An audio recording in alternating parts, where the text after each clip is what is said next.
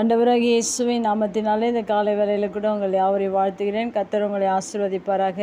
இந்த நாளிலே கூட கலாத்தியர் 6ஆம் அதிகாரம் 9ஆம் வசனத்தை கூட வாசித்து தியானிக்கலாம்.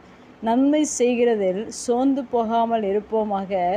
நாம் தளர்ந்து போகாதிருந்தால் ஏற்ற காலத்தில் அறுப்போம். மிக அருமையான வேத வசனம்.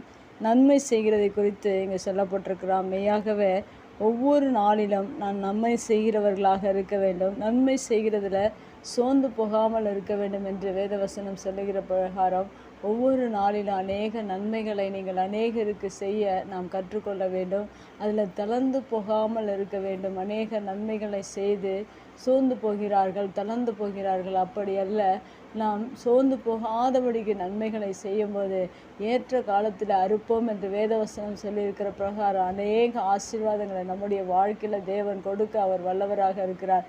வேதத்தில் இயேசு கிறிஸ்து கூட நன்மை செய்கிறவராய் சுற்றி திரிந்தார் என்று சொல்லப்பட்டிருக்கிறது.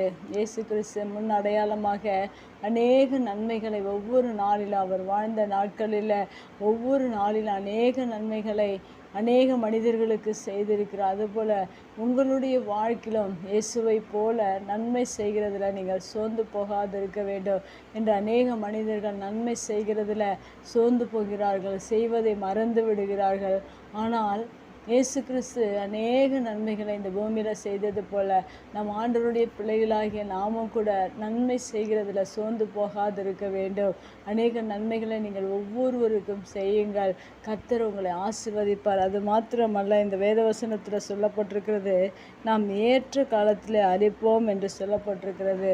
நீங்கள் எந்த காரியத்தை, எந்த காரியமாக இருந்தாலும், எந்த நன்மையாக இருந்தாலும் அதை சோர்ந்து போகாதபடிக்கு அநேக நன்மைகளை செய்து அதற்கேற்ற பலனை சீக்கிரத்திலே உங்களுக்கு கிடைக்காவிட்டாலும் நீங்கள் அதற்குறித்து சோர்ந்து போகாதபடி, தளர்ந்து போகாதபடிக்கு ஆண்டவர் ஏற்ற காலத்தில் உங்களுக்கு அநேக ஆசீர்வாதங்களை, உயர்வுகளை, நன்மைகளை உங்களுடைய வாழ்க்கையில் செய்வதற்கு நீங்கள் ஒருபோதும் நன்மைகளை மறந்து விடாதீர்கள், நன்மை செய்வதை மறந்து விடாதீர்கள். வேதவசனம் சொல்லியிருக்கிறது போக நன்மை செய்கிறதில் சோர்ந்து போகாதிருப்போமாக என்று சொல்லப்பட்ட இந்த வார்த்தையின் பிரகாரம் நம்முடைய வாழ்க்கையில் ஒவ்வொரு நாளிலும் நன்மைகளை நாம் செய்து ஆண்டவரிடத்தில் ஏற்ற காலத்தில் ஆசீர்வாதங்களை பெற்றுக்கொள்ள நாம் ஆயத்தமாக இருக்க வேண்டும். இயேசு கிறிஸ்து ஒவ்வொரு நாளிலும் அநேக மனிதர்களுக்கு நன்மை செய்தார்.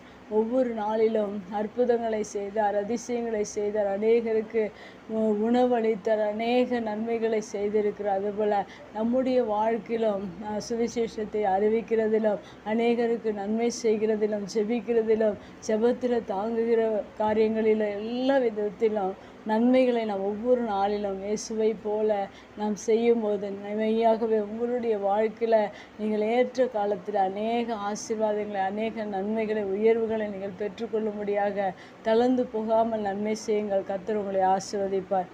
கண்களை முடிச்சு வைக்கலாம். எங்கள் அன்பு தகப்பனே, தர்மையான வார்த்தைக்காக நன்றி செலுத்தினோம். நாங்கள் எங்களுடைய வாழ்க்கையில் ஒவ்வொரு நாளிலும் நன்மை செய்கிறதில் நாங்கள் சோர்ந்து போகாதபடிக்கு நீர் ஆண்டவரே எங்களுக்கு உதவி செய்வீராக. உம்மை போல நாங்கள் இந்த பூமியில் எத்தனை வருடங்களாய் இருந்தாலும் எல்லா நாட்களிலும் நாங்கள் நன்மைகளை செய்து உம்மை போல நாங்கள் மாற நீர் எங்களுக்கு உதவி செய்யுங்க.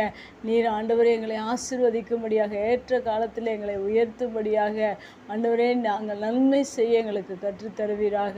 தொடர்ந்து நீர் எங்களை ஆசீர்வதிங்க. நம்முடைய வார்த்தை கேட்கிற ஒவ்வொரு பிள்ளைகளும் இந்த வார்த்தையின் பிரகாரம் நன்மை செய்கிறதுல தளர்ந்து போகாதபடி, சோர்ந்து போகாதபடி அவருடைய வாழ்க்கையில் அநேக நன்மைகளை, ஆசீர்வாதங்களை நீர் கொடுத்து ஆசீர்வதிப்பீராக. இயேசுவின் நாமத்தில் ஜெபம் கேளும் நல்ல பிதாவே, ஆமேன்.